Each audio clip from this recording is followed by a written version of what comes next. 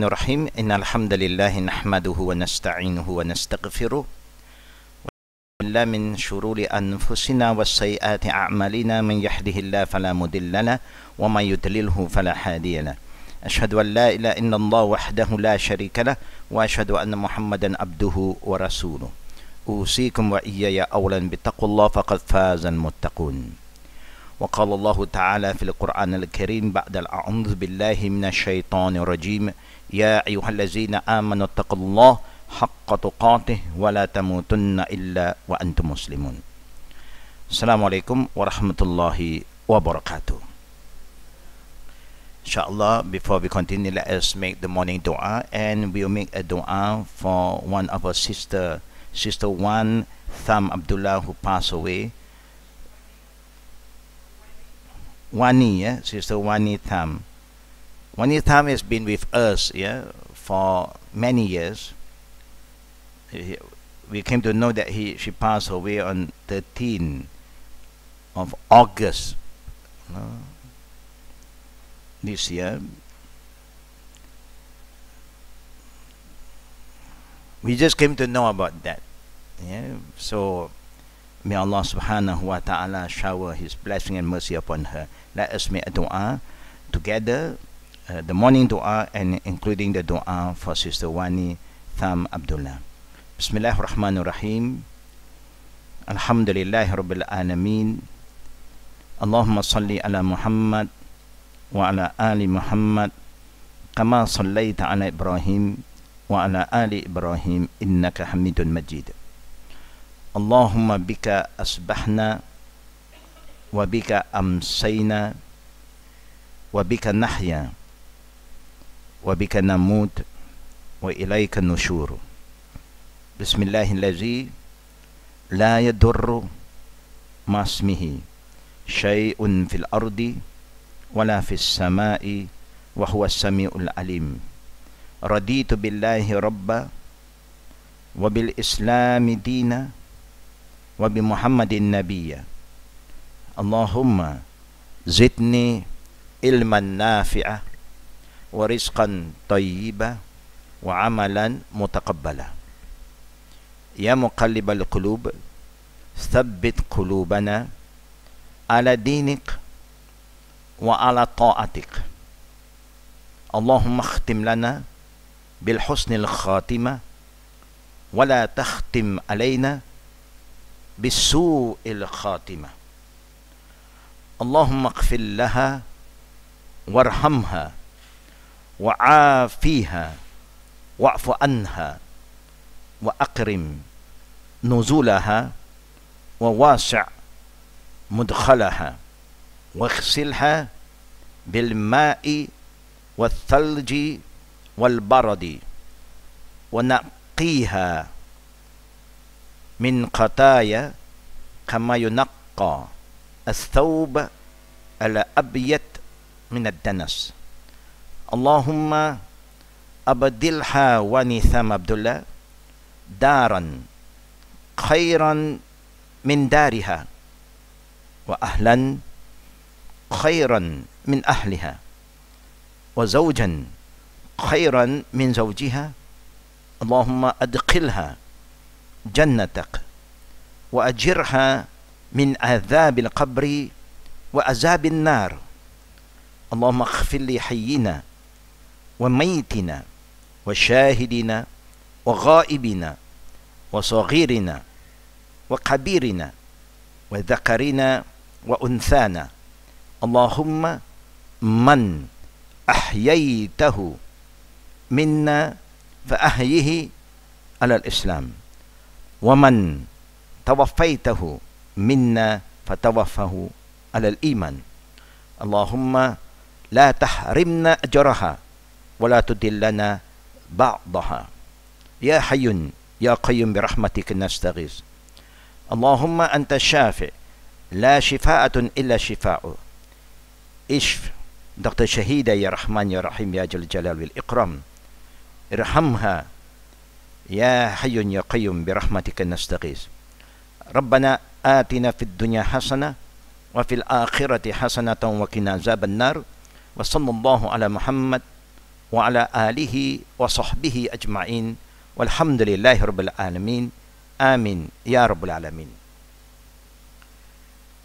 We keep on asking Allah subhanahu wa ta'ala for His blessing, His guidance, His mercy every morning to the evening, evening to next morning, every day, every night. May Allah Rabbul Alameen answer our prayer. Ameen. We keep on asking Allah for protection from all the fitan, the trial in this life, where nobody can escape from the test of Allah Rabbul Alameen. Every one of us will be tested. If our Prophet have been tested by Allah more than any one of us, then we should remember that we will be tested by Allah Rabbul Alameen too. The only way to make sure that we are guided by Allah's guidance, to make sure that if any problem that you encounter in life, whatever feeling that you develop, positive, negative, especially the negative one, we should not let the negative feeling control us and destroy the peace of our mind and our heart. What we should do, we have ways to overcome any kind of negative thoughts and feeling by sitting down and discuss. Communication with Allah is very important, and then communication within ourselves as fellow human also is very important. The Prophet ﷺ said that Allah remind us, ضُرِبَتْ عَلَيْهِمُ الزِّلَّةُ أَيْنَمَا ثُقِفُوا إِلَّا بِحَبْلٍ مِّنَ اللَّهِ وَحَبْلٍ مِّنَ النَّاسِ. Meaning, Allah Rabbul Alameen will test us, and majority of us will fail this test until you have a good connection with Allah and a good relationship between fellow mankind. When you do not engage in any kind of discussion with people that you have bad feeling, then the shaitan will play his role to put more negative feeling within ourselves and will destroy the good relationship that we have built. Example, husband and wife relationship, parents and children. If you don't sit down, talk about it, you will build your own, or you will make your own conclusion. That conclusion in general is very destructive, because when you are making up your mindset, the Satan will come and give you a lot of feeling that is not right, but it make you feel that it's right. It make you feel this is my right, this is my right, when it is not right. And that's why Allah Rabbul Alameen want us to communicate with each other. In communication, the most important thing is you must prepare to listen. You must come into a discussion with an open mind, not a mindset, then you cannot discuss. Just listen first. Let the other party express what they want, and then after they finish, whatever you have to explain to them, now this is your time, so that they will understand why you say this, why you do this. I believe what Allah have said in the Quran is so true, and we have been learning about Islam, we have been reciting the Quran. When we come to reality, majority of us will fail, because knowledge is just a knowledge. Whether you understand the knowledge fully is when you are tested by Allah. Then how are you going to solve the problem? How are you going to face the issue? Run away, making conclusion, passing judgment, all these are very negative. Sit down. Sit down and talk. Now the first thing that Allah will test us, the Satan will work very hard on us to put the negative feeling in us first. Now you trust somebody, now you don't trust them anymore. When you trust them, then there is the blockage. You start to build a block that stops you from getting closer to the person. And that is the thing that we have to work carefully, sincerely, for the sake of Allah. Brothers and sisters, Alhamdulillah, those who are with us until today is because we believe in what the Prophet said, Jama'ah Rahmah. Staying together in the Jama'ah, there's a lot of blessing. Firqa Azab. When you isolate yourself, you disconnect yourself with the Jama'ah, then we are exposing our weaknesses to our enemy. Our number one enemy is the shaitan. He loved that. He just loved this thing to happen. And that's why the Ummah is facing so much problem today. Because we forget what Allah said.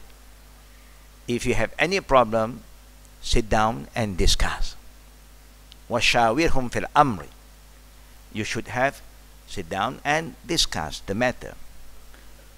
Like what I've said is very important. In this world, there are only two people who start all the problem.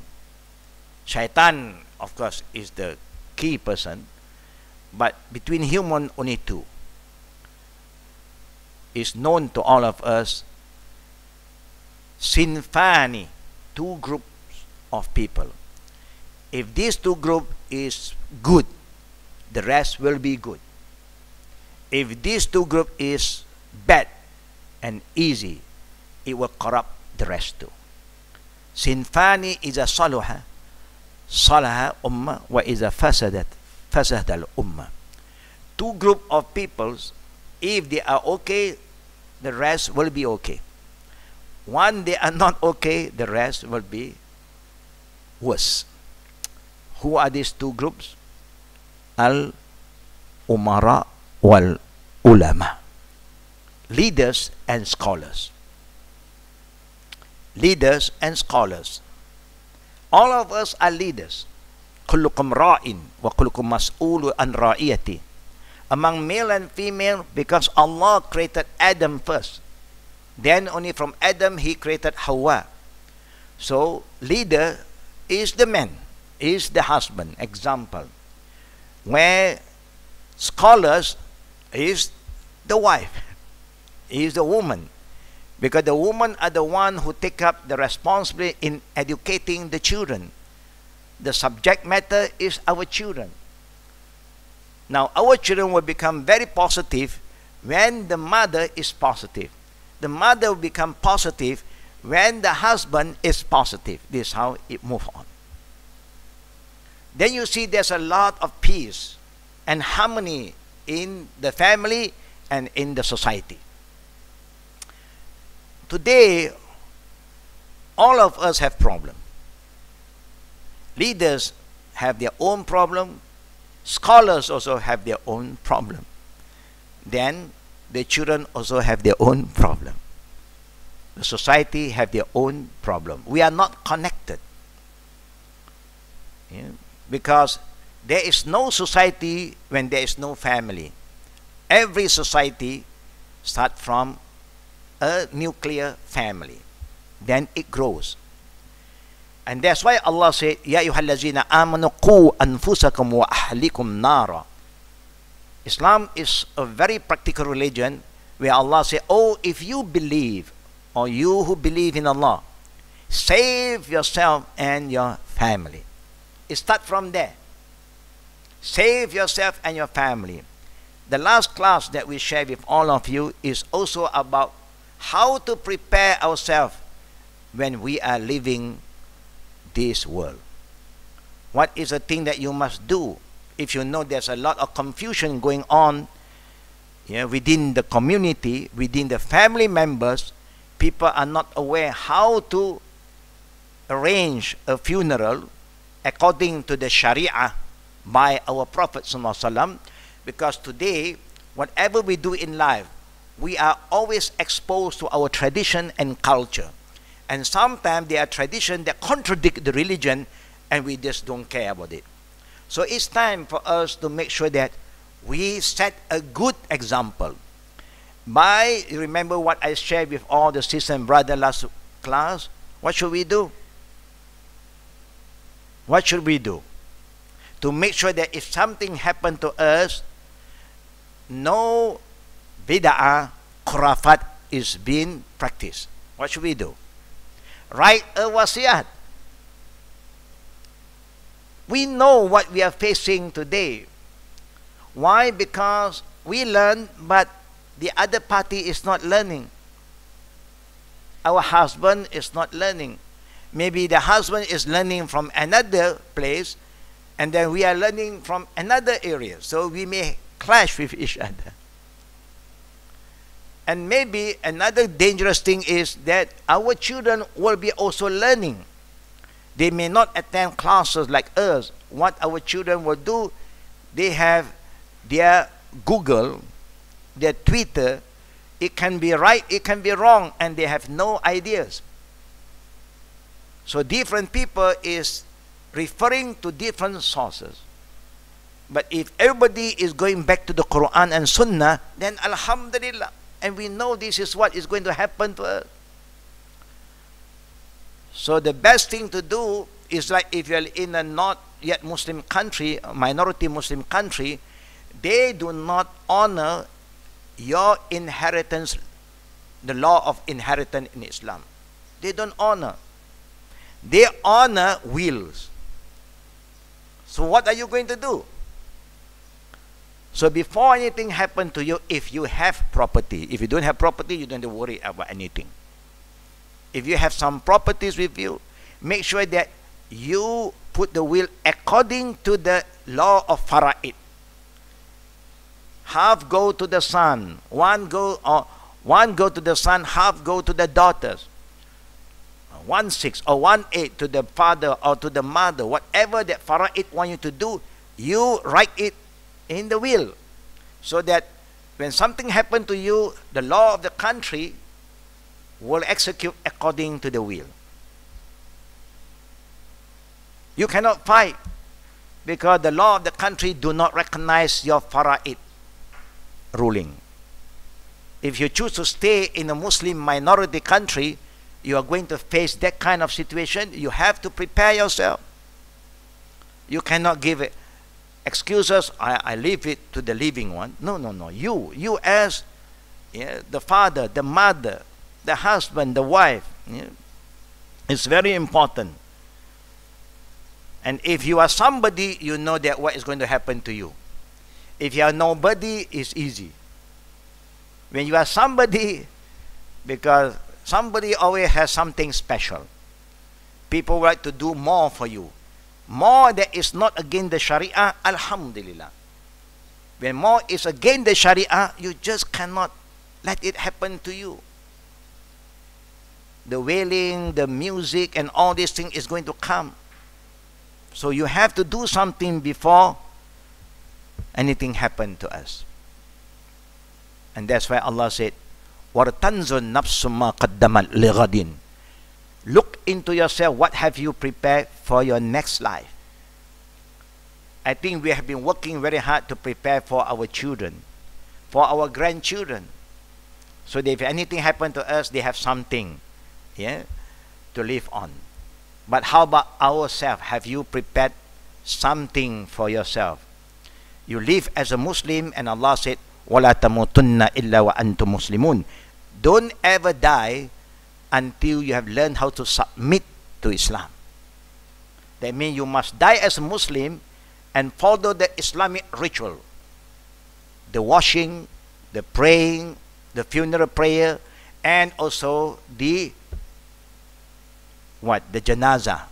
How to send the janazah, and also the burial and after the burial. Now, according to what is written on my book, we should be discussing something about woman walking with the janazah. Is that the topic we should be discussing? When you say walking, literally means before the Prophet ﷺ don't like people to send the funeral with any kind of transport.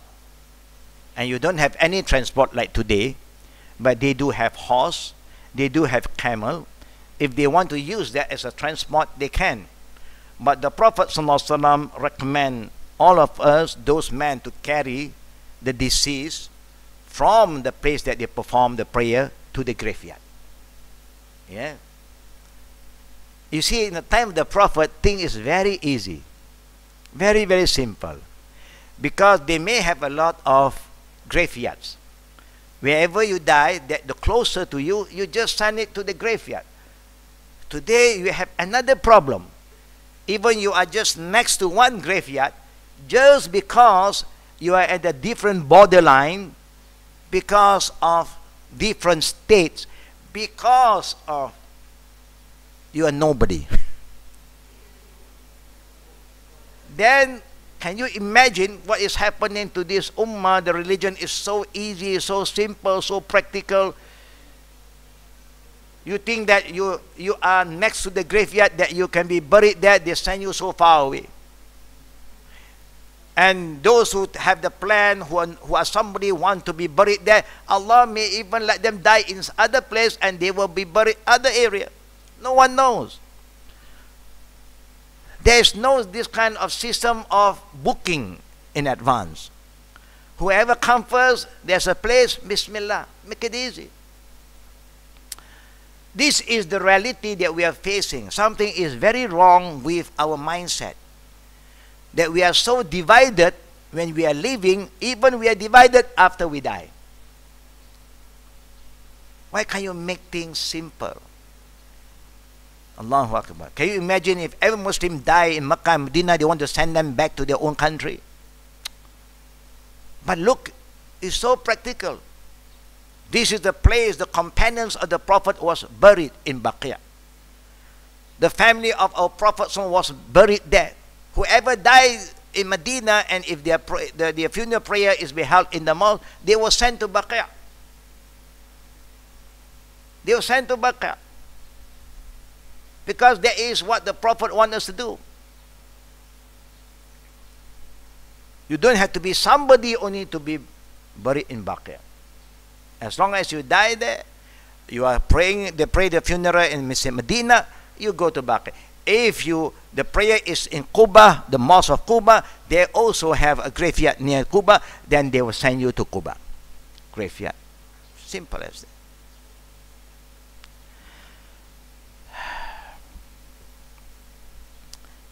Now let us look into this topic. Woman walking with the janazah. It is not recommended for a woman to follow a janazah. Remember, it is not recommended. You understand the word not recommended? Remember, that means it is not haram. One is haram, they won't use the word not recommended. It is forbidden. It is prohibited. It is not recommended for a woman to follow a janazah. Atiyah reported that the Prophet ﷺ have said, the meaning of the saying the Prophet, and you can go back to the Azkar, yeah, or record Bukhari, Muslim, and others. Allah's Messenger ﷺ prohibited us women from following the janazah, but did not enforce that on us.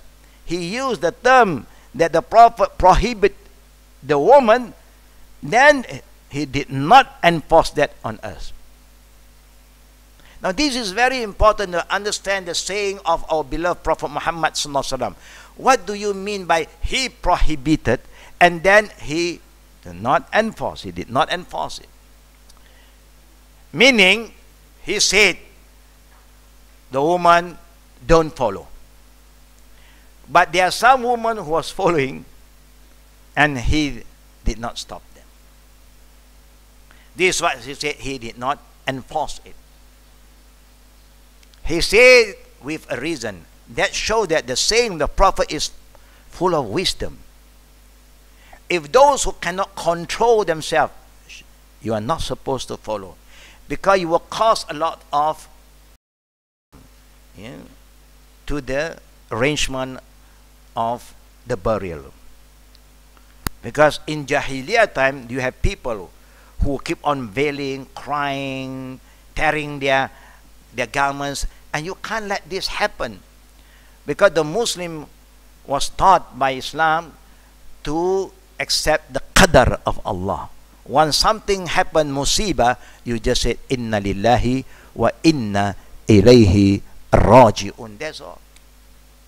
It's very important. Yeah? And just accept that sooner or later we have to go back to Him. We came from Allah and Allah want Him now. What right do we have to stop them? We have no right at all. Willingly we should let it go. But every time when there is a death, what should we do, brothers and sisters? It's a reflection, a reminder for all of us. And that's why when you go to the graveyard, you say, Assalamu alaikum ya ahla diya min al-mu'minin wa muslimin wa inna insha'Allah bikum lahikun nas'alallahu lakum wa lana al-afiyah. This is what we will say to all who die in the graveyard. Say, oh, may the blessing and the mercy of Allah be upon all the people who have died. You are earlier than us, but later on we are going to come to this same area. We ask Allah to bless us and also to bless all of you. Now this is a very important reminder. When Allah's Messenger prohibited us, women, from following the janazah, but did not enforce them on us. Meaning, those women who can control their feeling, their emotion, then the Prophet just let them be there. The Prophet never said anything. Even Umar radiallahu an, who heard the saying of the Prophet, he saw the woman, he wanted to chase them away. But the Prophet said, leave them. Why? These are the group of people who can behave, who know how to control their emotion. The people who cannot control, then you have to stop them. Yeah? Transporting the janazah in a car. When you say car, you know it happened in our time, not in the time of the Prophet. The Prophet time, there's no car. Yeah? As much as possible, the Muslim should avoid transporting a janazah to the graveyard in a hearse or cassette coach, as well as following it in the car. The reason for this are the following. It is a practice of the disbeliever. And it's not permissible to imitate them in their practices of worship. That's why there is an ayah to remind all of us, Lakum dinukum waliyadin. Yeah. But what is important now is the casket course. They have a special kind, but today we know that the situation have changed. To travel from one place to another place, it can be very difficult and may cause a lot of traffic jam. So you are allowed. It's not said that you are not allowed. Yeah? But if you are just nearby, highly recommended to carry. Like what we say is so practical, the masjid and the graveyard is just next to each other. But again, you must remember, if you want the graveyard to be next to the mosque, make sure that the graveyard is not in front the mosque. Sideway. Why? Because we are not supposed to pray facing any grave. Yeah. One of the reasons that Allah cursed the people of the book, ittakazu, yeah, they said iqatazu, they have made the kubur of their prophets or their saint as a place of worship. Yeah. So we are not supposed to do that. That's why before, if you look at the village, most of the graveyard is next to the mosque. But later on, because we are not aware about the hukum, we start to extend the graveyard. And now the graveyard is also in front of the mosque. Example, this is our Qibla. You can have the graveyard sideways, left or right, but no graveyard in front. But then now you have some graveyard is in front. It's a mistake done by the caretaker or people who are not alert about what you can and what you can't. Anyhow, let us go back to what is written in the book. A, It is a practice of the disbeliever, and it is not permissible to imitate them in practices of worship, custom, or appearance, because Allah said, "Lakum dinukum waliyadin." We have been reciting this ayah, but when come to reality, we forgot about this ayah. Number two, it is an innovation in an act of worship and conflicts with the practical sunnah of Prophet Muhammad sallallahu alaihi wasallam. A lot of things in life, anything to do with a new environment, you can make some changes for dunyawi. Yeah? If you think that the place that you want to go is a bit far, then you can use transportation. That's not a problem. But those who are very close, yeah, because we want the family member, the friend, to experience that they are carrying the janazah. Because carrying janazah also remind you of something. Now you carry somebody, next day somebody will carry for you. Yeah. It's a community kind of responsibility that thus you call anything to do with janazah is fardu kifaya. Fardu kifaya means is the community responsibility. Everybody must take part. Yeah. It lost us the purpose behind carrying and following the janazah, which is to remind of the hereafter, as was clearly stated by Allah's Messenger sallallahu alaihi wasallam. Yeah. By carrying the dead person, yeah, it reminds us a lot, yeah, especially your loved one. Yeah. Now they can't even move, and that's why there's no this word. This kind of wording is against Islam. Kubur kamu, kubur saya, kubur saya. Yeah. There's a saying sometimes we say, you jaga kubur kamu. That is very un-Islamic. If this person really mean what he say, that means he or she must, yeah, dig his or her own hole now and prepare everything every night he sleep inside there. Even then, somebody must, yeah, close the burial. Somebody must put some earth on the burial ground. You cannot do it by yourself. Somebody have to do for you. Now there is no doubt that carrying a janazah over the shoulders and letting other people see it serve the purpose of reminding much better than the other way, of course. You will see the difference. Yeah? And that's why I always remind a lot of men when you're going to Medina for Umrah or Hajj, don't miss the opportunity to carry the janazah. Especially in Medina, is easier. Yeah? I'm not saying that you cannot use other transport now. The reason they don't use before is because we know that before Islam, there are a lot of tradition, and everyone have their own way of doing their funeral. But Islam remind us to do in a way that the Prophet have shown us, that will remind us again the importance of how to prepare ourselves before we will be carried away. That's why there's a saying in our country today, when you travel along the villages, you will see there's a reminder. Salatlah sebelum kamu disolatkan. That is a good reminder. Yeah. If you want people to pray for you, yeah, for you when you die, then you must pray now.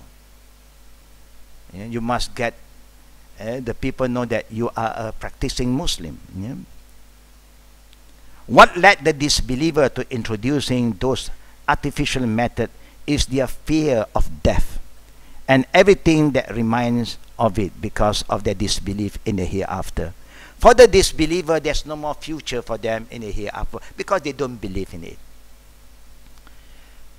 But some of them do believe that there is some kind of punishment. And that's why everyone, whether they are a Muslim or not yet Muslim, they try their best to do a lot of good deeds. Because they do have this kind of belief, the karma. The karma means if you do anything good, then you'll get a good rewards. There is always some rewards. They have that kind of belief in their own way. Yeah? But to us, it's not just good. Everything that is good must be guided by the right intention. But if you don't believe in the hereafter, even you do a lot of good thing here, you will be recognized. Whatever good deed that you have done will be recognized here. People acknowledge and people recognize, people endorse it, but nothing from Allah, because you do not do it for the sake of Allah. We know there's hadith that the Prophet said, whoever do something not for the sake of Allah in the day of judgment, Allah will command you to go to the person that you're doing it for and ask that person to reward you, because you do it for that person. You're not doing it for the sake of Allah. If you're doing something to please somebody, then in the day of judgment, Allah will call you to go to that somebody and ask that body to respond and to reward you.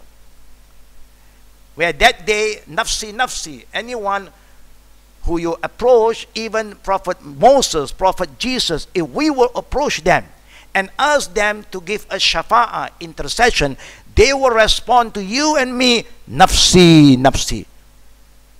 They can't help you. Because we are not their qawm. They are not sent for us.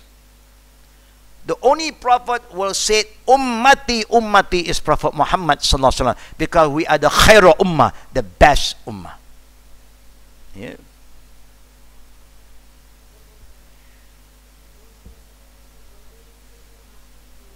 Yes. To their own people, yes. Other than to their people, they cannot intercede for us, because they are not sent for us. And this is very important. Yeah? Anybody who don't believe in the hereafter, there's no more future for them, because you don't believe in that. Whether you believe in hell or not, hell is always there for you. And there's one thing about hell. Whether you want to believe hell is there or not, hell is there waiting for you. Only paradise is for those who prepare to go to paradise. Allah Rabbul Alameen said to us, وَبَشِّرِ الَّذِينَ آمَنُوا وَعَمِلُوا الصَّالِحَاتِ أَنَّ لَهُمُ الْجَنَّةِ. Send glad tidings to those who believe and act with righteous deeds. The belief that follow with righteous deed, that I am going to reward them with paradise. But you must believe first.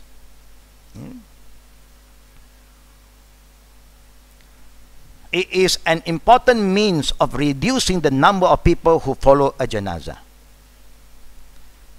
Following the janazah, to make it easier, you don't have to have a lot of people.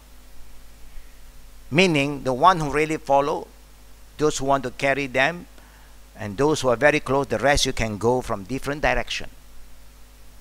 Like what happened today. If you want to have a long queue, like a parade, that is not our way. Yeah. Because a Muslim will never cause any discomfort to others. وَلَا تَكُونُ قَلَّ عَلَى النَّاسِ, the Prophet said. The believing people will not cause any discomfort for others. And that's why when we pray Jum'at, the man, we must be very careful. We are not supposed to park our car double, triple, and then we take our time to come up from the mosque. And now you cause a traffic jam. Every Jumat people curse you because of that. Can you imagine?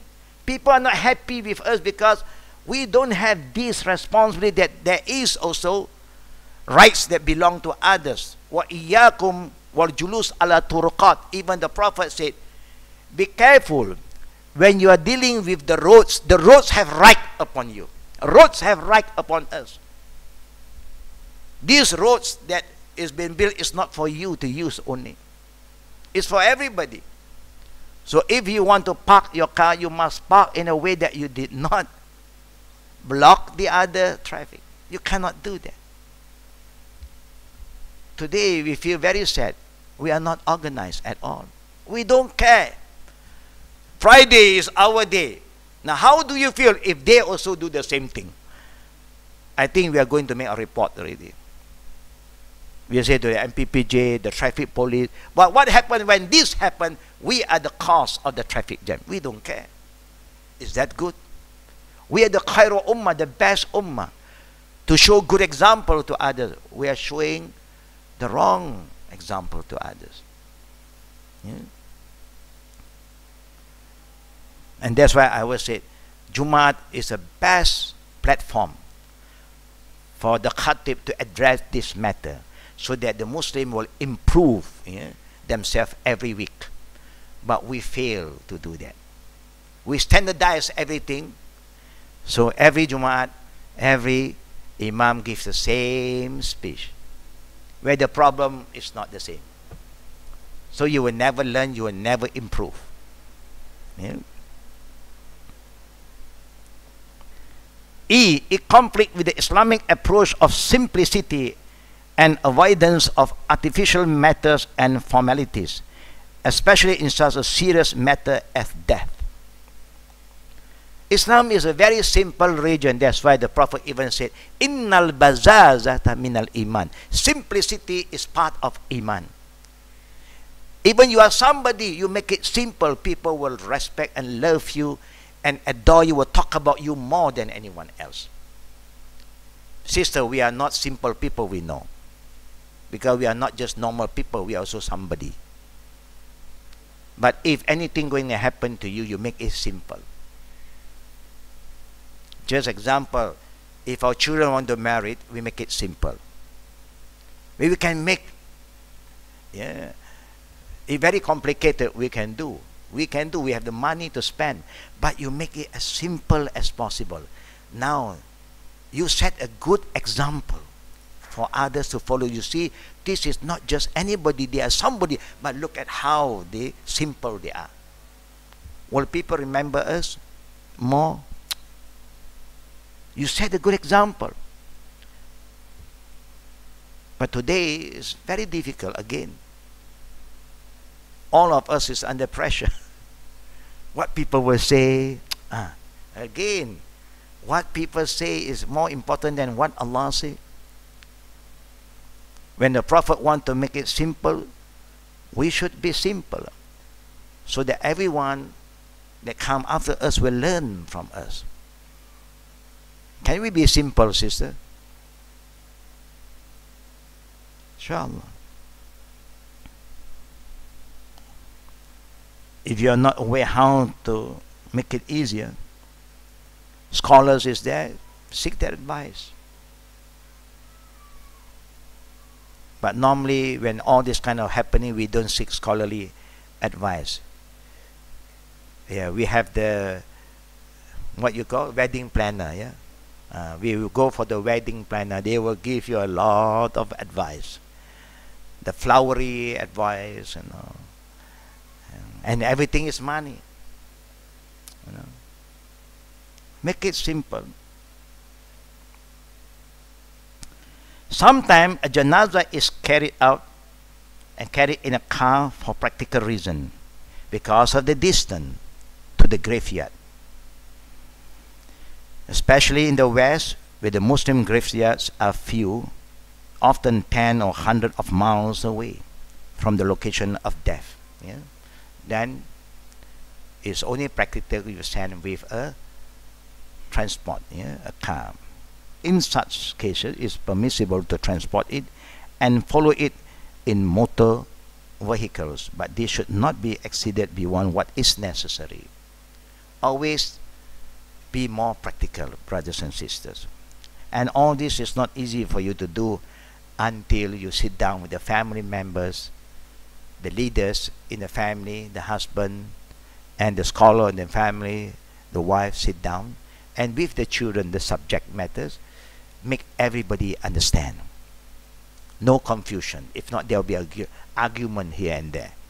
Because things can happen. The husband knows. The wife knows what to do. But if Allah want to take both of them at the same time, husband and wife traveling together, when you get into an accident, both die. Now you leave the matter to the children, and children do not know how to handle this issue. They will start to get this advice, that advice, then everything go haywire.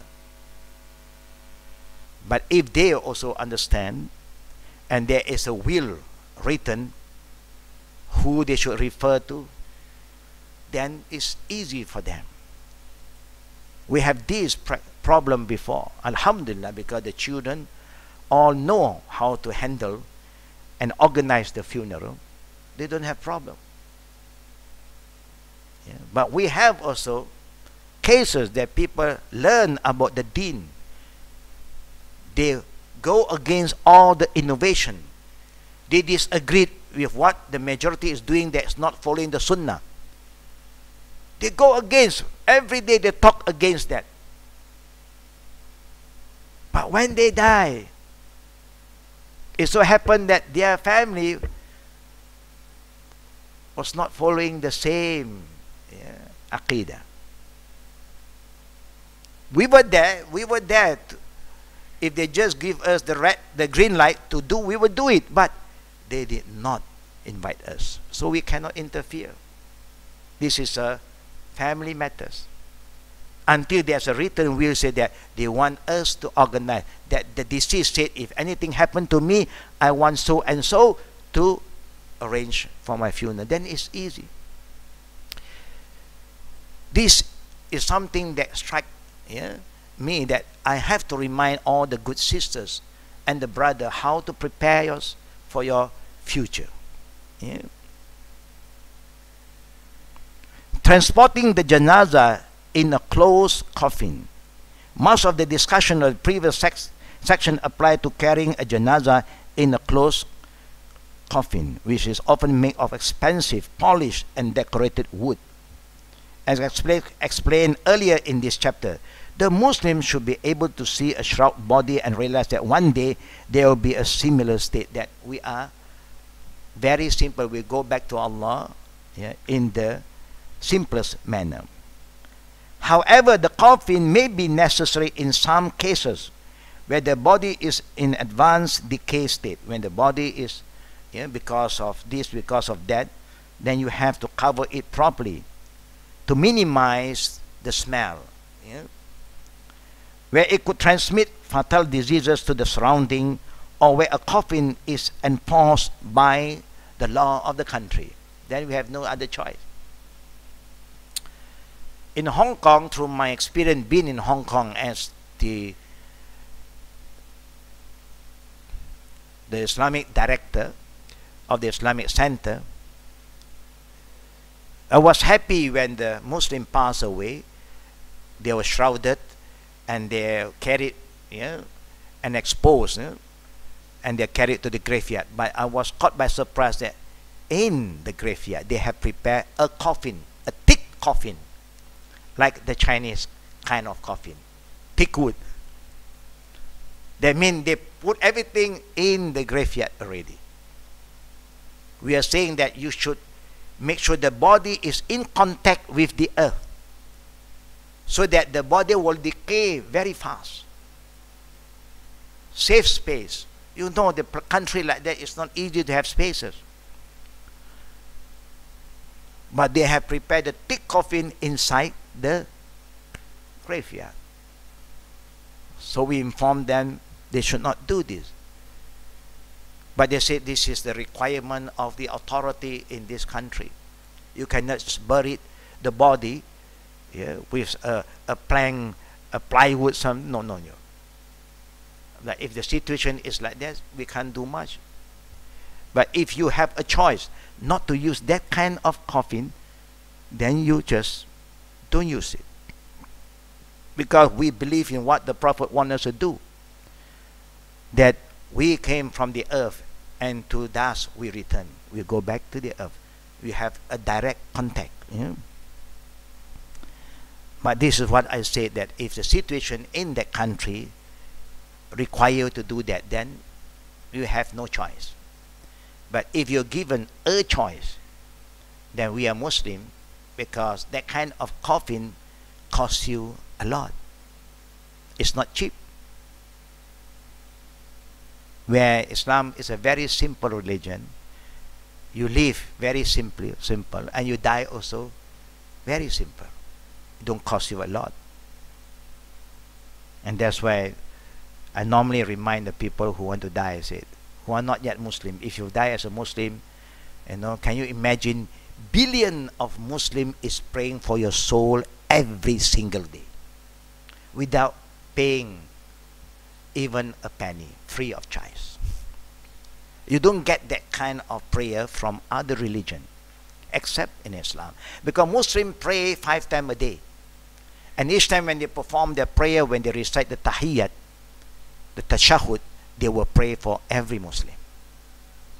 There is the blessing if you die as a believer.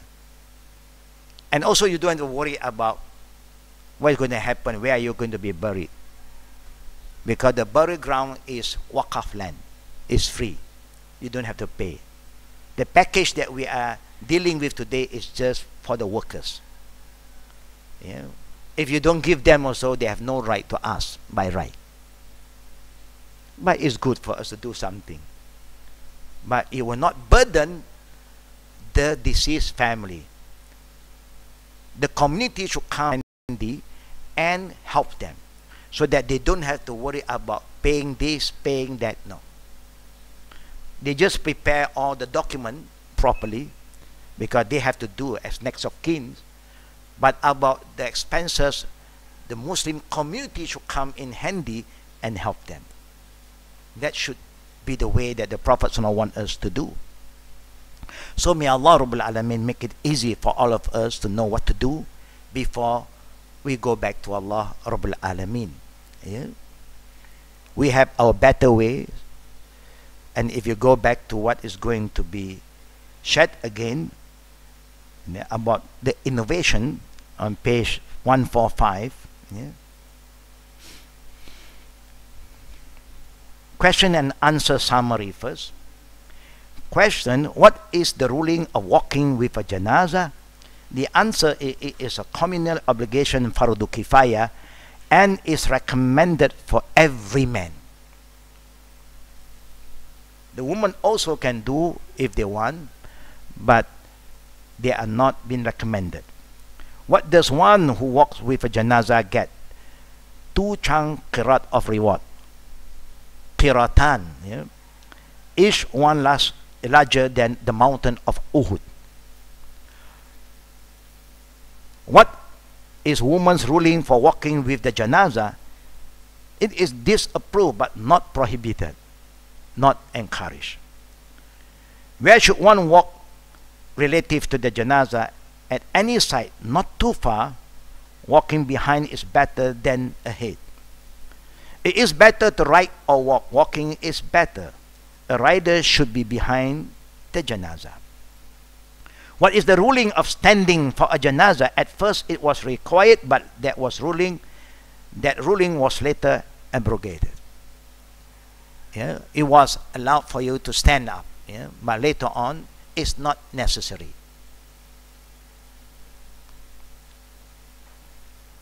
Should one who carry a janazah perform wudu? This is recommended but not obligatory. Yeah? What thing may not accompany a janazah? Incense burner and veiling or any kind of music. Adorning the janazah is not according to the sunnah. Walking slowly to the graveyard is not according to the sunnah. Raising the voice with zikr, Quranic recitation or poetry, and prompting the people to seek forgiveness or recite Fatiha for the deceased while you are walking towards the graveyard is not a sunnah. Putting a turban, Turkish hat, crown or other form of head covers over the coffin to indicate the deceased gender is not the sunnah. Preceding the janazah with flags, flower, red or the deceased picture is not following the sunnah. Number 5 is something that we normally face. Yeah? Slaughtering sheep at the doorstep after the janazah leave the house, believing that it protects from more death, is not the teaching of Islam. Preceding the funeral with food to be distributed after the burial is not according to the Sunnah. Believing that a good person's body feel light and move fast, nothing from the Prophet's saying. Giving alms and offering dues to those walking with the janazah also is not a Sunnah. Carrying the janazah for 10 steps from each of the 4 corners. Somebody will do that. Yeah? They go by steps. Sometimes the first step, Al-Fatiha. Second step, Al-Fatiha. All these are not following the Sunnah. Crowning over the bier is not the Sunnah. Talking about worldly affair while following the janazah, you still talk about dunya, about business, about market, about football and all, about politics. This is not the right time. Praising the deceased and lamenting over him is not the Sunnah. Carrying the janazah in a car without a good reason is not a Sunnah. If there is a reason, that is what Islam wants us to do. Yassiru wala tu'assiru. Make it easy and don't make it difficult for yourself and also to others.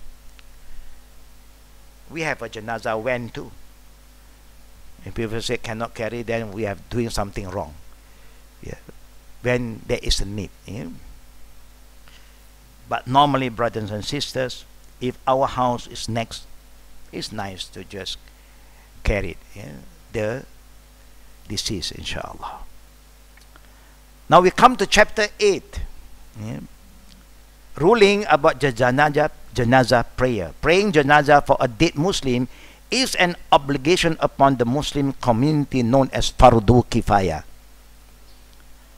The wording of fardu kifaya for the Malay is very interesting.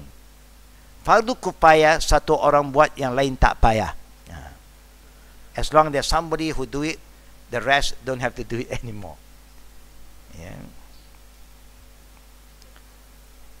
The Prophet ﷺ performed it consistently and commanded his companion to perform it on a various occasions. The janazah prayer must be performed for every deceased Muslim, even if he was sinful or had committed innovation, provided that his deviation did not correctly take him out of the realms of Islam. That means we know that he never claimed that he is no more Muslim. Now this is a very, very sensitive area. If any of your family, they are all Muslim, born Muslim, but there are times that they have make it very clear to you they don't believe in Islam. They are not praying anymore. They don't fast anymore. They make it very clear to you. Now this is a problem for us today. Some said, I am moving to another religion. Some said, I don't believe in any religion anymore. Don't call me to do this and I don't believe in it. Then they die. What is going to happen to you and me? It's very difficult. Susah. So you all must be very, very careful. I don't know.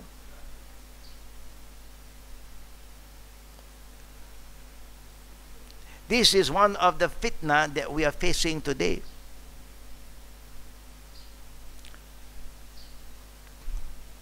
The only advice that I can give, based on what the Prophet have recommended us, as long as they are Muslim, then you should perform a janazah prayer for them.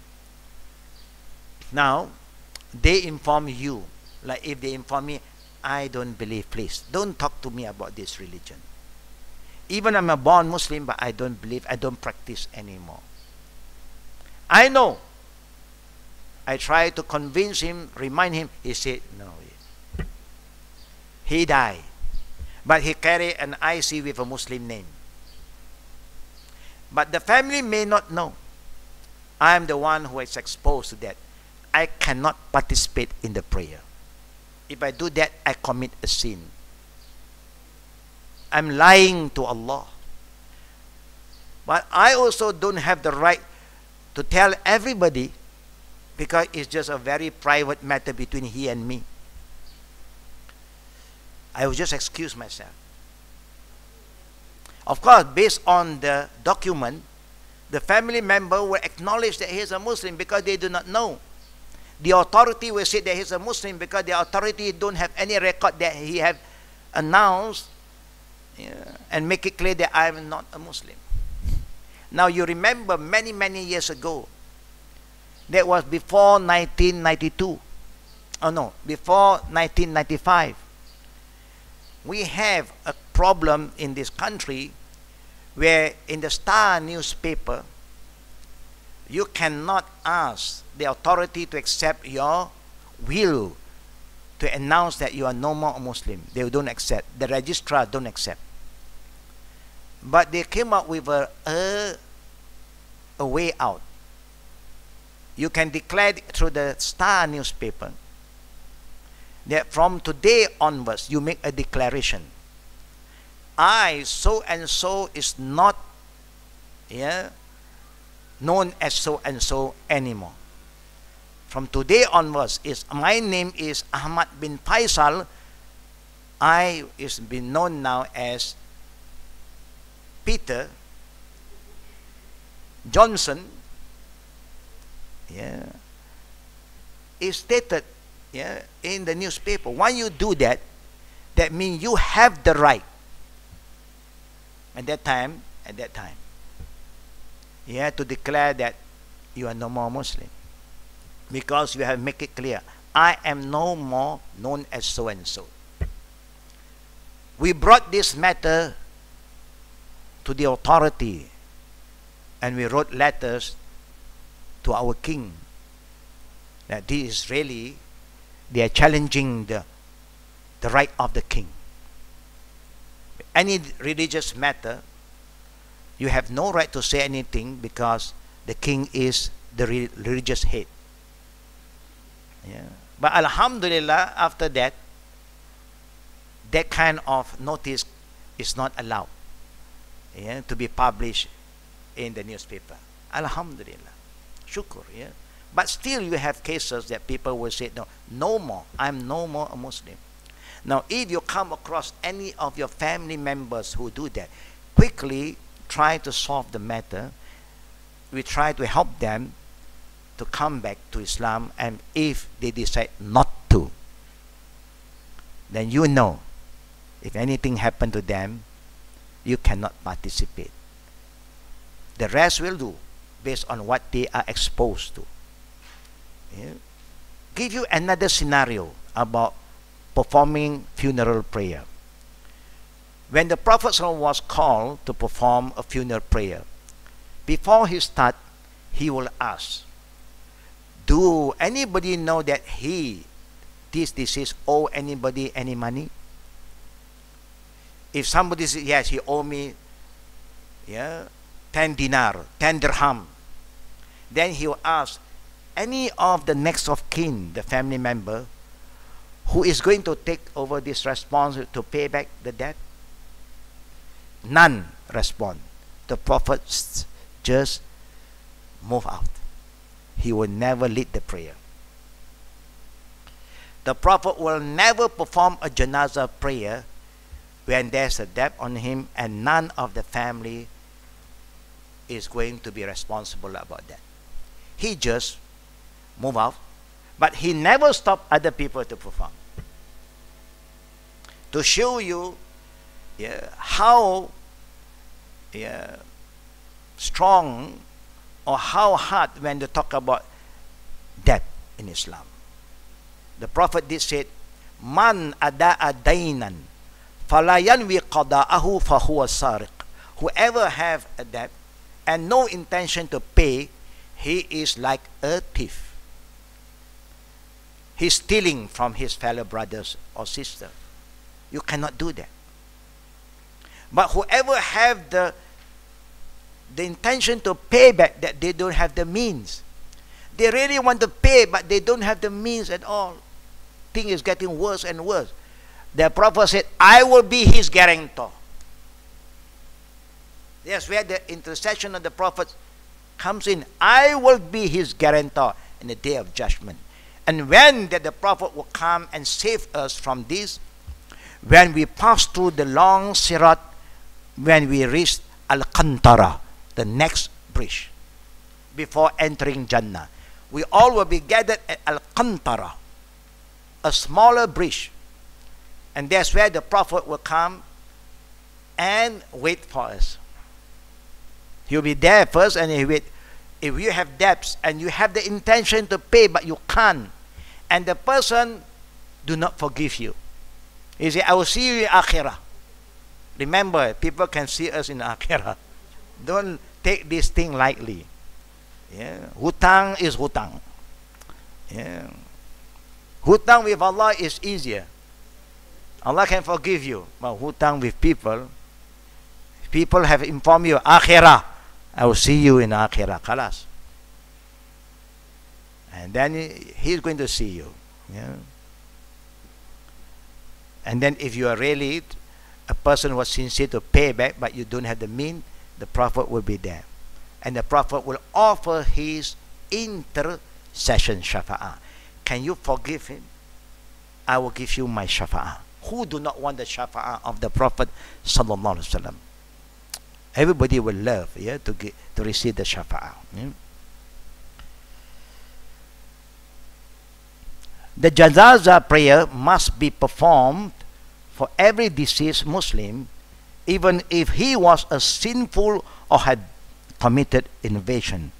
Yeah, this is something very important. Nobody can say that I am sinless, I do not commit any mistake. Everybody is sinful, yeah, in a way. So you do not just perform prayer for people that you know that they are 100% good. No, as long as they are Muslim, they have right upon you and you have right upon them, until they claim that they are no more a Muslim. Yeah?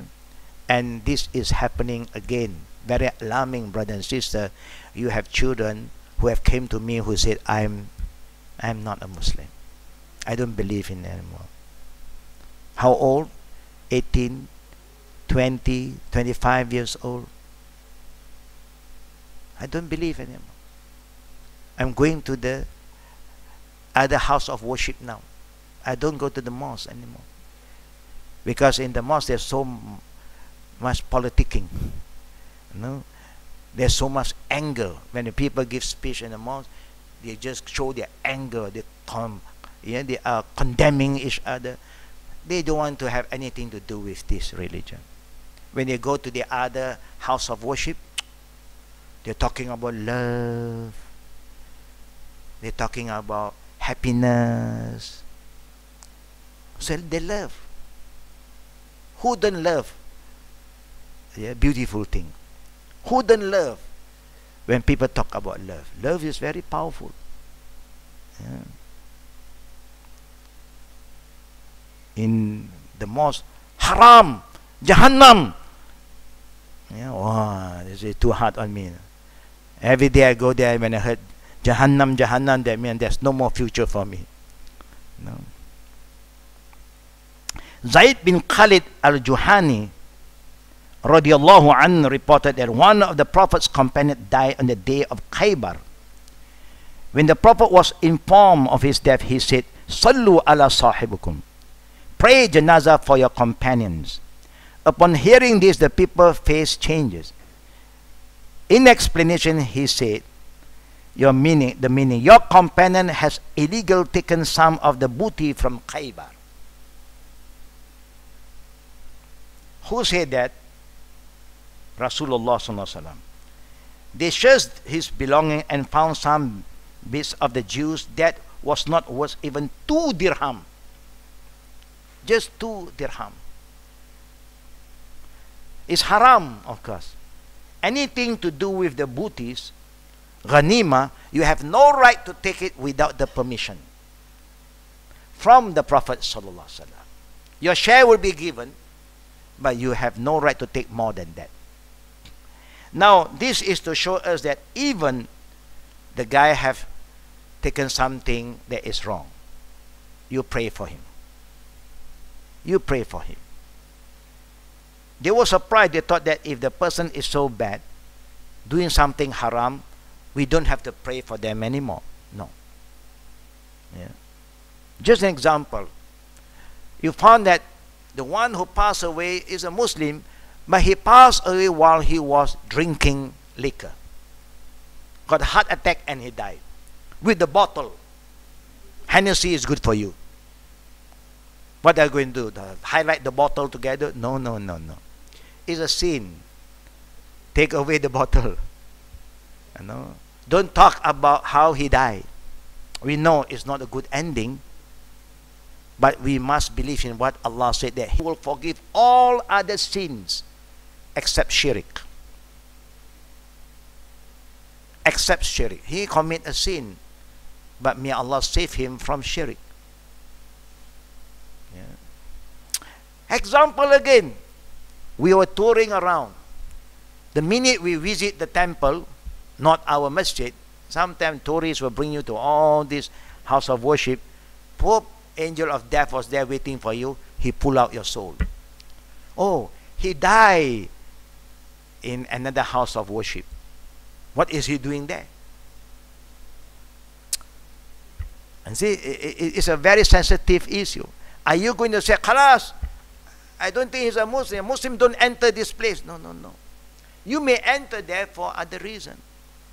We organize this kind of study tours sometimes, visiting all the house of worship, all the houses, Indian, Hindu temple, Chinese temple, Buddhist temple, churches. We do that. We just want to expose to the children to understand the different religion, so that we have a better way of getting close to each other, and we may know how to do da'wah when you have the knowledge. You know what they are doing. And that will help you to improve your hikmah in doing da'wah. Yeah.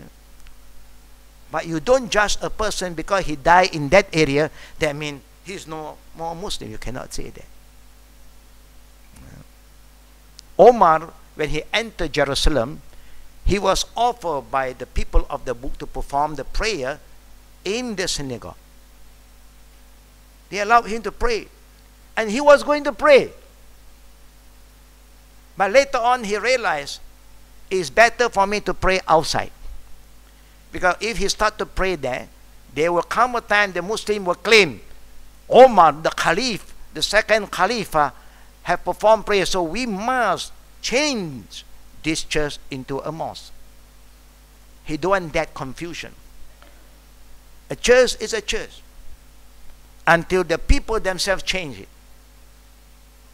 That's a different situation. In Europe today, there are a lot of church building for sale. And whoever have the money to buy, you buy. And then after the Muslim bought it over, they change it into a masjid.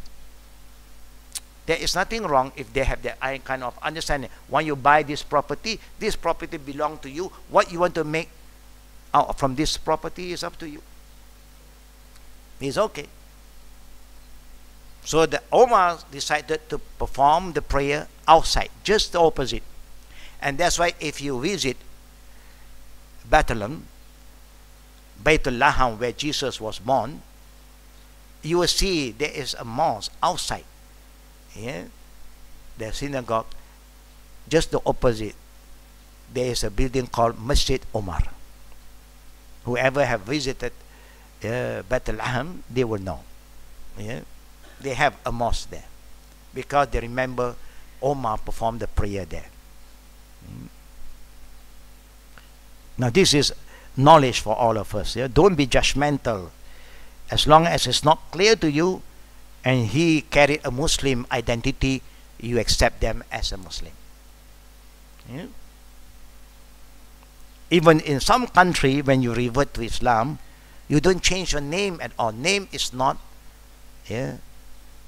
I mean, your identity do not just, yeah, based on your name. Yeah, certain country the name look like Muslim, but they are not Muslim. Yeah, based on what people say about you. If they say that he's a Muslim, even you cannot. There will come a time that you cannot get involved with that funeral because there's somebody stopping you. No, no, no, no. he is not a Muslim, but to us we know he is a Muslim, then we can pray for him. But we are not going to pray. They don't allow you to pray in front of the body because they said he is not a Muslim. It happened in the time of the Prophet. You remember the king of Abyssinia. Yeah, the king of Abyssinia, he was known as a Christian king. But when he died as a Muslim. But none of his people are aware of it. He didn't do it openly, secretly. But Allah Rabbul Alameen sent angel Gabriel to inform the Prophet that he died as a Muslim. But he was not washed as a Muslim. He was not been his body was not being performed the prayer of Janazah as a Muslim. He was not buried in a Muslim graveyard. They buried him as a Christian king. But the Prophet was being informed by Allah, and the Prophet called his companion in Medina, and he performed Salatul Mayyat al-Ghaib. That is how Salatul Mayyat al-Ghaib starts. That means you are performing a funeral prayer for a Muslim somewhere else, where the body is not in front of you, and that prayer is called Mayyat al-Ghaib. Yeah? And that, because that Mayyat was not being performed, the prayer was not being performed by any Muslim yet.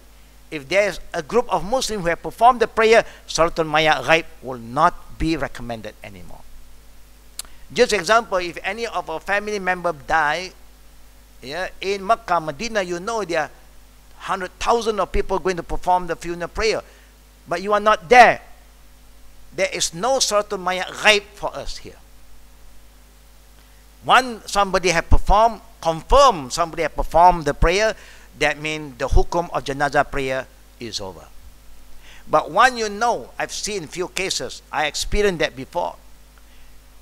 When the family of the revert pass away and they manage to call their grandmother or grandfather to make shahada, and they make shahada and they die. Now how are you going to perform the funeral prayer according to Islam? The family member will not allow that to happen. They say, no, no, no. Sometimes even we don't have the document yet for them. Then you don't have to fight for the funeral. You don't have to fight for the body. Let them do what they have to do. But you have the right to perform the funeral prayer. Example, here we do that. If somebody inform us, my grandmother passed away, that she makes shahada with me, but there's no document, they buried her according to their belief, then I say, let us come together, we form our jama'ah, we make Salatul Mayyat Ghaib. That is recommended. You know, when somebody done that, the rest don't have to do it anymore. That is a hukum of Salat Mayyat al-Ghaib.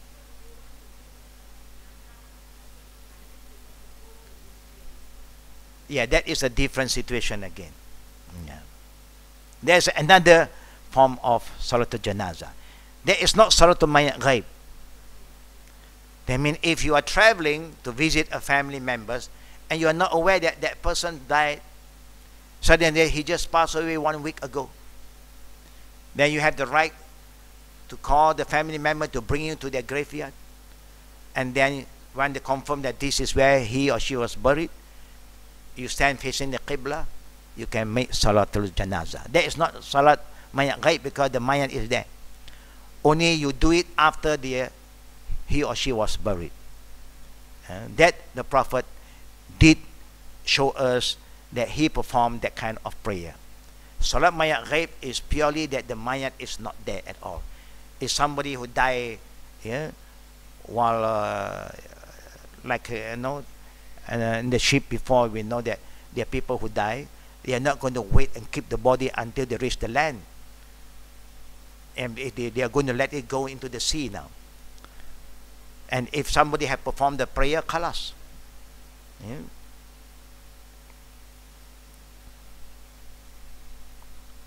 There are cases where performing the janazah prayer is voluntary for the children and for the shaheed, or totally impermissible, the disbeliever. For a disbeliever, even how close they are to you, even their own children, your own parent, we just cannot participate.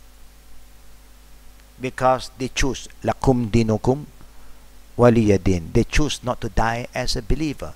It's just like what happened to Abu Talib, the uncle of our beloved Prophet, the father of Sayyidina Ali.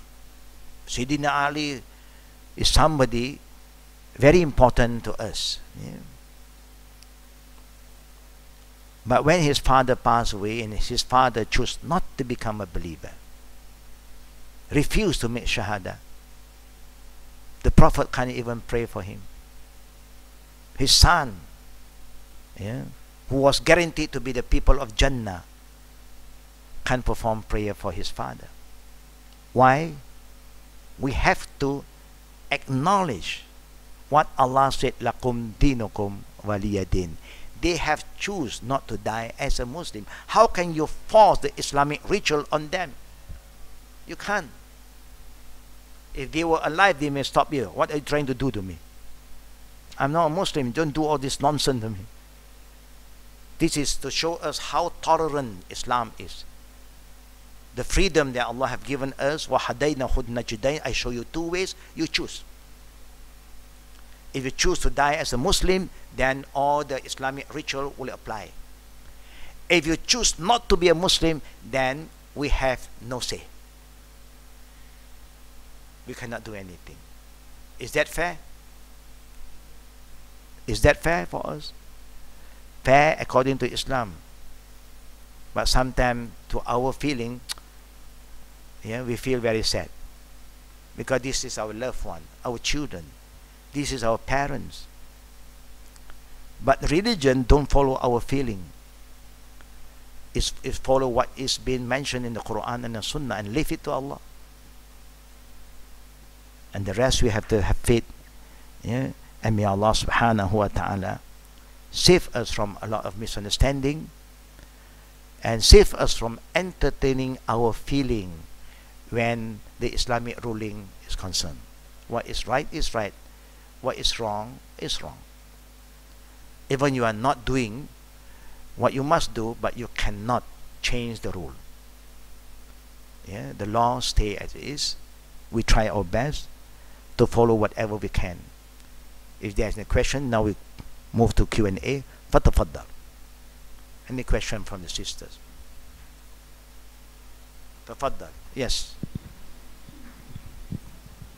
Walaikum salam wa rahmatullah wa barakatuh. Can use the mic so I can hear you clearly, so I can answer your question better, inshallah. Jazakallah khair. Ustaz, regarding owing the money and before and you pray the salat janazah. Now I notice like in here there's some, when the body is being carried out of the house, then a family member will ask before they leave for the masjid. But also quite a number of times the salat is already done, salatul janazah, then only they ask, does anybody owe? So I'm finding it a bit confusing, like in the case of where Rasulullah ﷺ was asking who first, then he walked out and not Correct, pray. yes. Right? Number one. Can I ask another one? Okay. Yeah, regarding Salatul Ghaib. When I was in Istanbul, my mother passed away. When I got the news, I was not aware, like what you're saying. I did a Salatul Ghaib for her. Now, what is the hukum on that? Okay, alhamdulillah. Now, whatever we have done, that is not it's not because we want to do it purposely. It's because we don't have the right understanding. There's no sin upon us. Yeah, there's no sin upon us. We thought that it's part of our response to pray for our parent. But when you know, then you just stay away. But you can do what? You wait until you come home. You come home and you go to the graveyard, and then you pray at the graveyard. That was allowed. That means the deceased is still in front of you, not the ghaib. Within 1 month. There's the hadith of the Prophet. Yes, that for 1 month, within 1 month. Other than that, you can just make general prayer. Because the Prophet said, Istaghfiru li akhikum. When somebody passes away, one of the most important prayer is ask Allah to forgive the sin of your fellow family members or your brother or sister. That's all. And the whole concept of praying also is for that. Yeah, in your own prayer and wherever you are, not necessary at the graveyard, no. Now, coming back to the first question again, sometimes what happened to us before they leave the house because they are going to pray the funeral prayer at the mosque. So some of the members of the family will say, whoever feel that my parent owe you some money, please come to see us. Also can be done because it's not after the prayer, it's before the prayer. But if they do it after the prayer, maybe they forget to remind them before, it's okay. But purposely you wait until after, that is not following the sunnah. We may forget sometimes because everybody is so emotional, and then suddenly after prayer we remember. We did not say that. By right, the one who is going to do that is the imam. The imam who is going to lead the prayer, he should remind the people. That is the best thing to do. Is like people want me to lead the prayer. I want to see the family members for a moment because I want to ask them, do you allow me to say this on behalf? Any one of you have decided to take the responsibility to pay back the debts owed by your family members? Then if the daughter or the son say yes, they can contact me. So then I will explain about this before I perform the prayer. That's what I will do. But being human, we may forget sometimes. We are so eager to perform the janazah prayer, we forgot to remind people about that. Then after that we remember, then you can just repeat. There's nothing wrong. But purposely you wait until after prayer, that is not following the sunnah of the Prophet sallallahu alaihi wasallam. The best way is before the prayer. Now,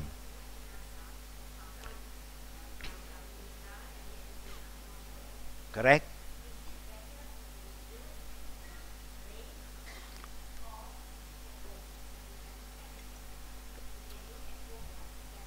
Yeah, of course.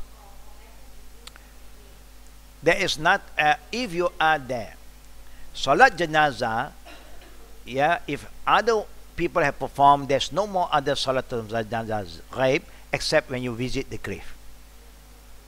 At home, there's no more Salat Janazah for you. Prayer. Then dua, yes.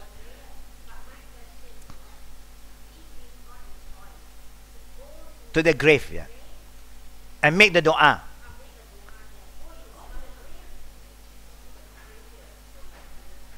No, you're saying the different thing.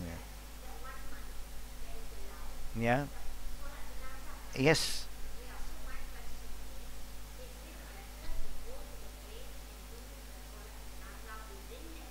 Okay.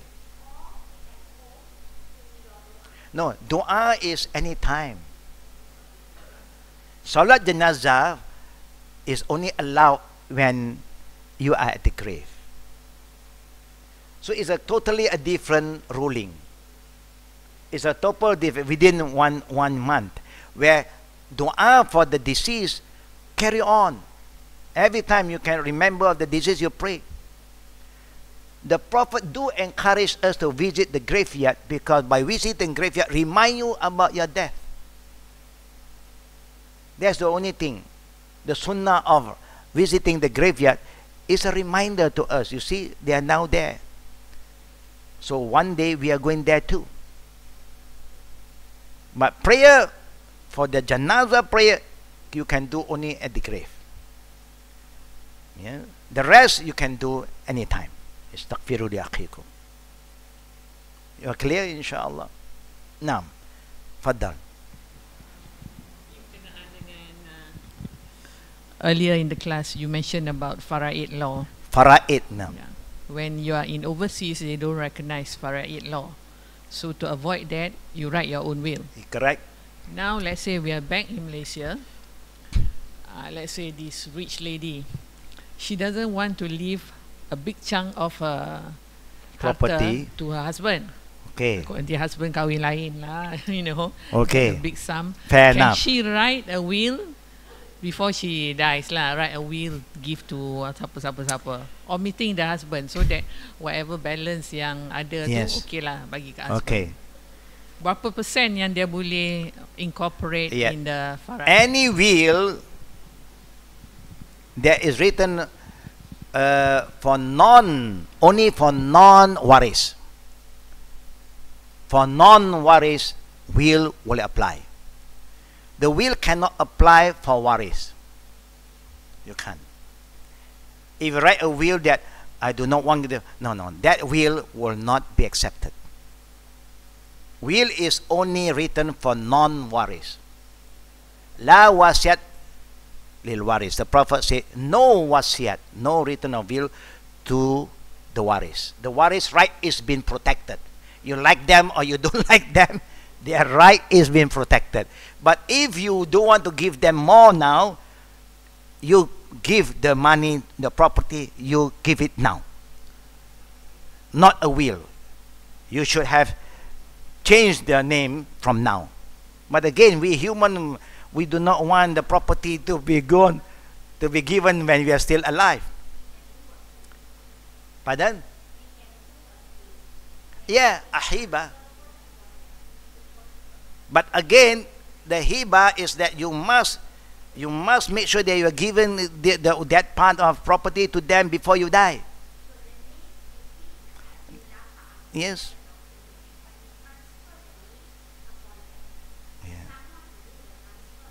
Yeah. There is a kind of agreement lah. Now they say you agree, but as long as you are still alive, you are in control. So it's just like you want to give extra to your daughter. Example, you want to give extra to the daughters. Can you do that? Now you transfer everything. You change every name, but the enforcement of that property will only take place after you die. You have that kind of understanding, then it's okay. Because today we have a lot of issue about property. Yeah, it is good to know a bit about how to go about with this, inshallah. Any other question from the sister behind? Yeah, please, sister, pass the mic.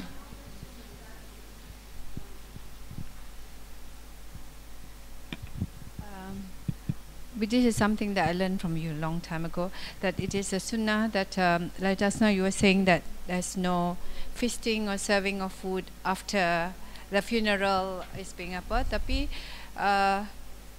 when I hear of somebody who is facing sakar, and you know the doctor gave just a few more hours, then we are ordering food so that I can hear you properly. Yeah. We are ordering food for the family. Okay. Because it takes time, but to keep it in confidence. Now, is that because but the person has not passed away, but you know that the doctor has called everybody? How is the hukum on that, Ustad? I mean, because you know that the family is facing. It happens recently to my in-law. No. But I asked them to keep it in confidence. So, in other words, after they bury the body, then they are eating. Is that wrong? Islamically, that's what the Prophet wants us to do. The Prophet wants the neighbors, the Muslim community, those especially the neighbors, the immediate neighbors, to take up that responsibility to ease the burden of the deceased family. When somebody passes away, you know, they are all so busy with other things. They don't have the time to entertain and look into the food matters. We should not burden them anymore. So the neighbor, a good neighbor or any one of us, will just tell them, you don't worry about this, somebody will make the arrangement. If we don't want our name to be known, you can say somebody will arrange the food for the family still have to eat. You know, the only thing that the Prophet said, they don't have to entertain anyone. It's not their right to entertain, prepare food for you again. No, it is our duty to make sure that their family will have food to eat without they worrying about preparing the food. That is the sunnah of the Prophet. But we didn't tell them, we just bring. No, it's better to tell them. If not, they may also prepare, and then you bring, then it is a waste. So it's good that we organize ourselves. Once somebody passes away, when we want to do something good, tell them, You don't have to worry, everything is been prepared. So they don't have to worry about that anymore. And that is the way of the Prophet sallallahu alaihi wasallam. Yeah? And that's a good thing to do. Highly recommended. Jazakallah khair. Alhamdulillah. Last question. Nothing from behind. Huh? If nothing from behind, we'll come back to Sister Zarina from the front. Faddal.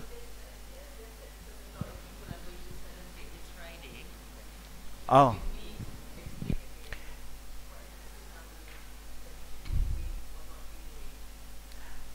Celebrating this Friday because of what? Oh, okay. This Friday is a day that some of us believe that our Prophet sallallahu alaihi wasallam was born. Yeah, at this day. Wallahu alam bisawab. Yeah. Anyhow, we know that in the time of the Prophet, there's no celebration of his birthday. We know that in the who celebrate is Abu Lahab. Abu Lahab, this is his nephew. And he loved his nephew because he did not know that this Muhammad is going to be a prophet. And he loved his nephew. And not only he celebrate his birthday, because they are the leader of the tribes. You know, they are the majority at that time. They declare holiday 3 days. Free food. Food is free. But the one who go against Prophet Muhammad when he became a prophet is Abu Lahab. We hope that this do not repeat. We celebrate his birthday, we go against his teaching. We are just like Abu Lahab. But we know that it was not celebrated in the time of the Prophet. It was not celebrated by any of the Khulafa al-Rashidin who loved the Prophet so much. Abu Bakr, Omar, Osman, Ali. It was not celebrated by any tabi'in or tabi'in. Neither Abu Hanifa, Imam Malik, Imam Shafi'i, Imam Ahmad Hanbali celebrate the birthday of Prophet Muhammad sallallahu alaihi wasallam. Now, people may say, what's wrong? Is that okay? Now, I would just say, if you ask me for an opinion, I will say that if you want to recall back who is this great man to the world, to the nation like Malaysia, celebrate the day of the birth of Prophet is a public holiday. Is that true? That means it's a holiday for the whole country, whether you're Muslim or not.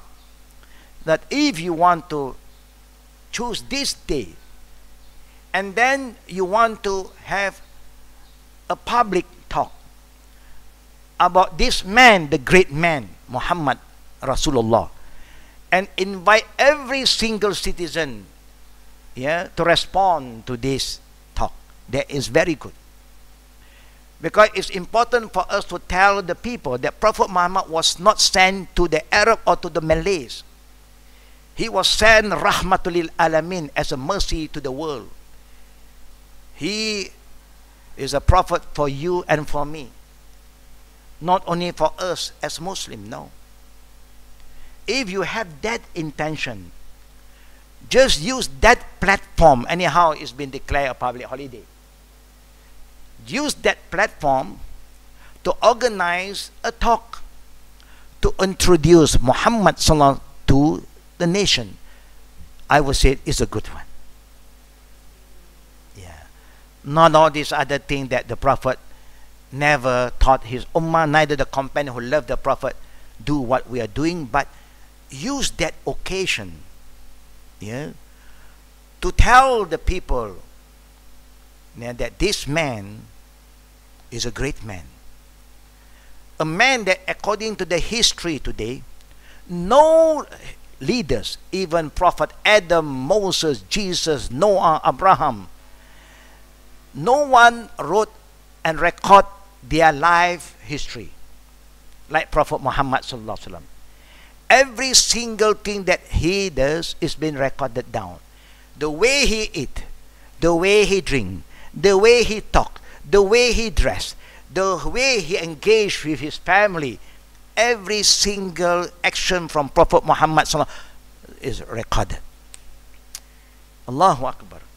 To be the best leader, to be the best father, to be the best husband, all is recorded there.